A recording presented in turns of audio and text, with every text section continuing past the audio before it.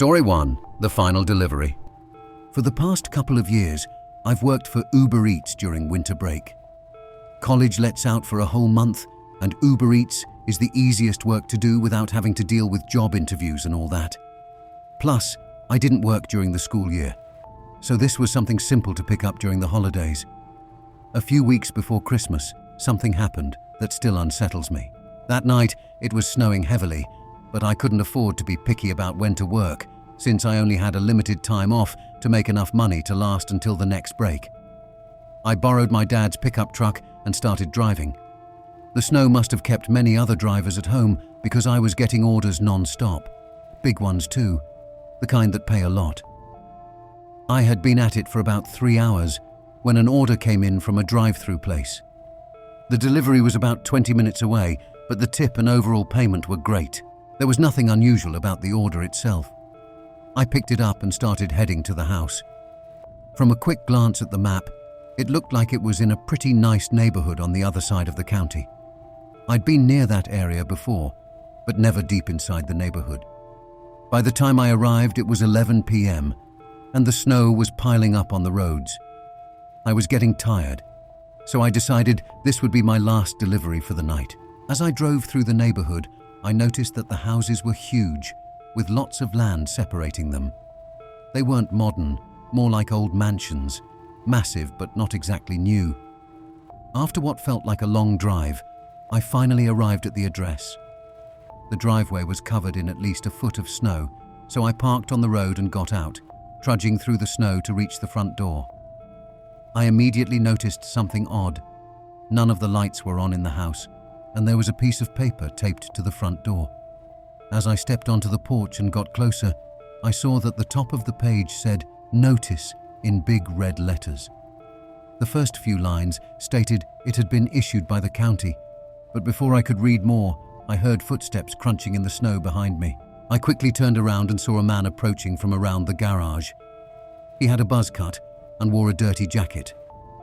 "Just dropping off your order," I said, trying to break the tension, but the man didn't respond.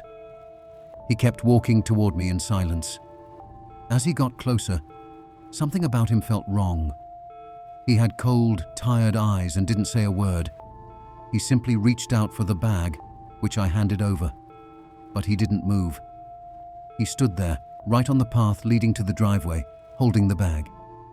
As the silence stretched, I realized how bizarre the situation was. Why wasn't he heading inside? Why was he even out here? "Have a good night, sir," I said, stepping aside and trying to walk past him. But as I did, I saw from the corner of my eye that he swung his arm as if trying to grab me. I stumbled back and faced him. He stepped toward me and said, "Come with me," reaching his hand out again. Panic set in. I moved backward as fast as I could through the thick snow, and the man started chasing me, yelling for me to stop running. I managed to get a good footing and outran him, scrambling into my car. I backed out of there before he could reach me, and as I drove off, I glanced in the rearview mirror. He stood in the driveway, just watching. I called the cops as soon as I was out of the neighborhood, but by the time they arrived, the man was gone. Later that night, they told me the house wasn't currently owned by anyone, which I assumed explained the notice on the door. To this day, I have no idea what the man wanted or what his intentions were, but the whole experience has left me on edge.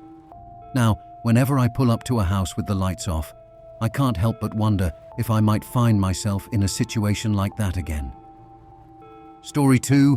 A dangerous encounter on New Year's Eve. Last New Year's Eve, my two best friends and I decided it would be fun to get together and rent a house for the night. We weren't the type to attend large parties, but we enjoyed hanging out in our small group.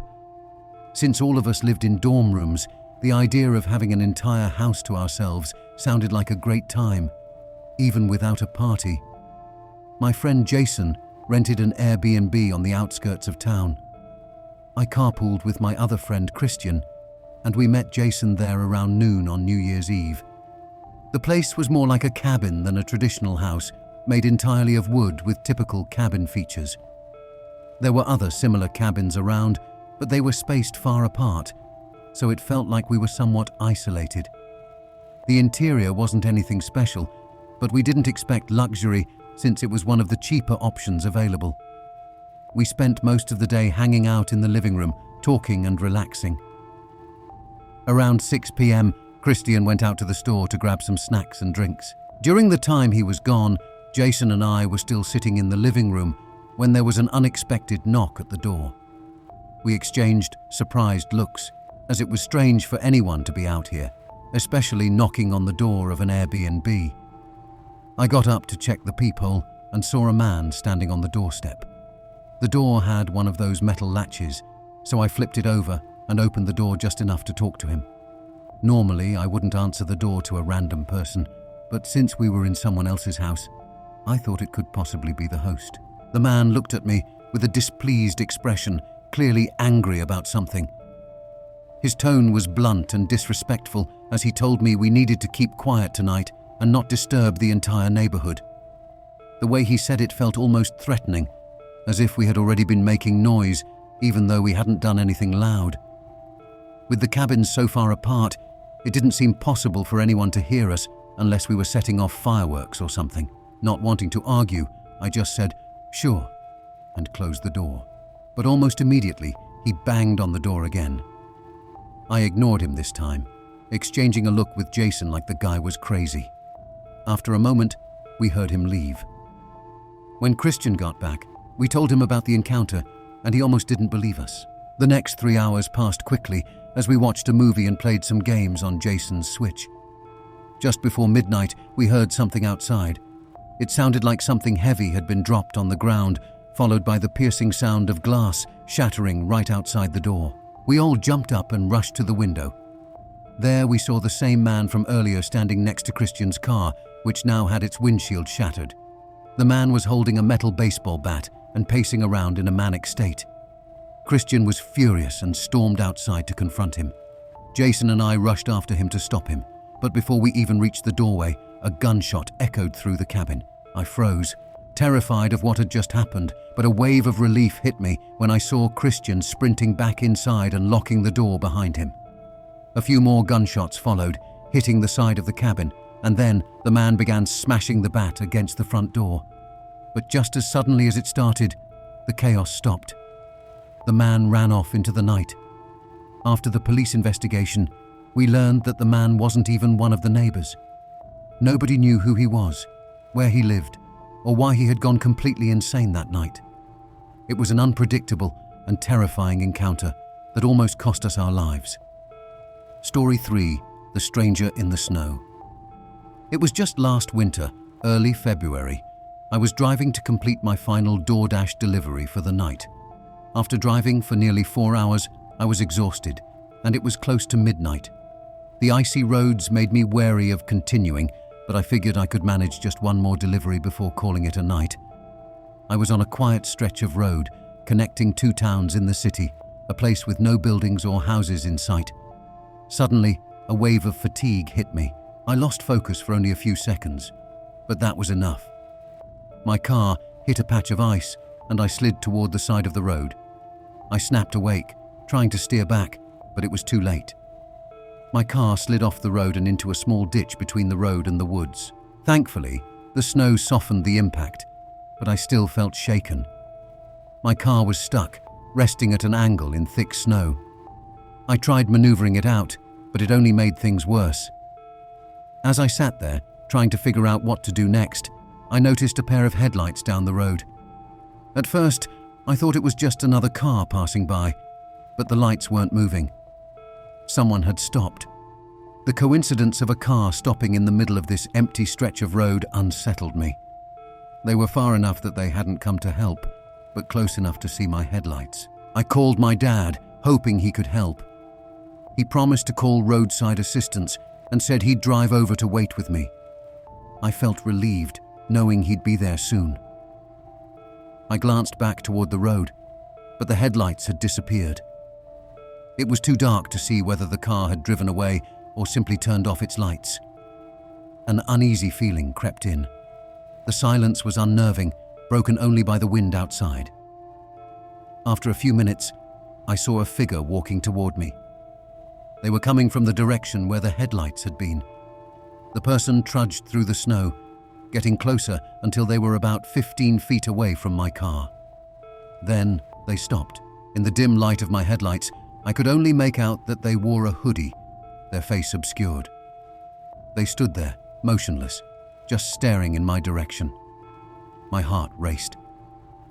I honked the horn softly a few times, hoping to show them that I was aware of their presence, but they didn't move. I pulled out my phone to call my dad again, but before I could dial, the stranger turned around and walked away, disappearing into the darkness. I still called my dad to tell him about the strange encounter. He reassured me he was only a minute away. This time I stayed on the phone with him.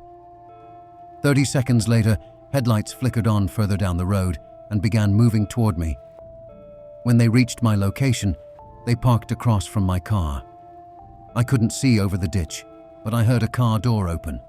Panicked, I shouted to my dad through the phone, but just then, his car appeared, screeching to a halt in front of mine. I heard him yell at someone, and then a car sped away. My dad told me the man had been holding something, possibly intending to break into my car. Thankfully, everything turned out fine, and my car wasn't damaged. But I can't shake the feeling that I narrowly avoided something far worse that night. Story 4. The late night encounter. I work part-time at a gas station on the outskirts of my city, near the suburbs. It's a pretty typical place, not particularly creepy or isolated. I took this job because rent prices were rising, and my other job wasn't enough to cover the bills. The only shift I could manage alongside my other job was the overnight one, and gas stations are one of the few places offering that. This all happened about 10 months ago. It was a cold night, with some snow still on the ground from a heavy snowfall a few days earlier. The night was fairly normal. Being in the suburbs, traffic around the station was sparse, just a car passing by every now and then. By midnight, only a handful of cars had come through each hour. After a while, boredom set in, so I left the front desk and wandered around the shop, tidying up the shelves. Just a few minutes later, I heard the door open. I turned and saw a man walking in, heading straight for the front desk. He leaned over the counter, glancing around like he was looking for someone to help him. "Can I help you with something?" I asked, as I made my way back to the counter. The man turned to me, looking startled, like I had caught him off guard. He hesitated before saying, "No, I'm good," and then quickly walked out of the store. It was obvious that he did need something, but the whole situation felt off. My mind immediately went to the possibility of a robbery. After all, I was working at a gas station in the middle of the night. It was something I always kept in the back of my mind. I watched him walk outside and get into a car parked in a strange spot near the pumps, but not in a proper parking space. He got in and drove off. I couldn't be sure if he had been planning anything, but all the signs pointed to it. Maybe me being behind him when he walked in threw him off, making him think twice. Whatever it was, I felt uneasy and decided to call the police just in case.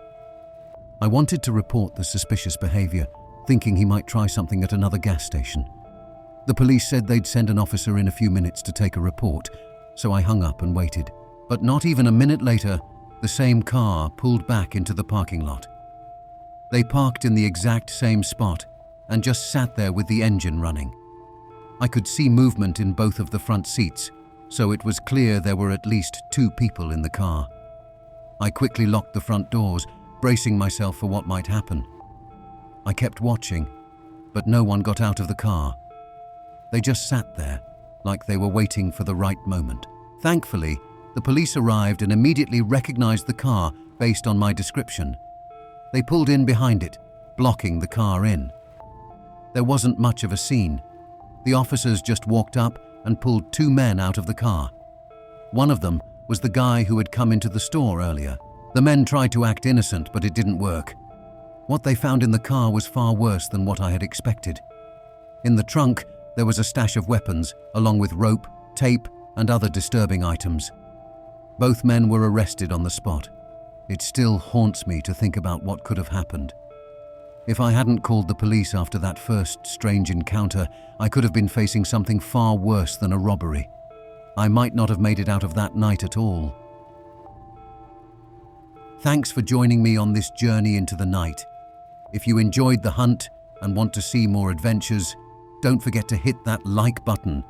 And if you want to stay updated on all our midnight mysteries, make sure to subscribe and ring that bell. Your support helps us uncover more secrets and bring you thrilling new content every week. Until next time, stay curious and keep hunting. This is The Midnight Hunt, signing off.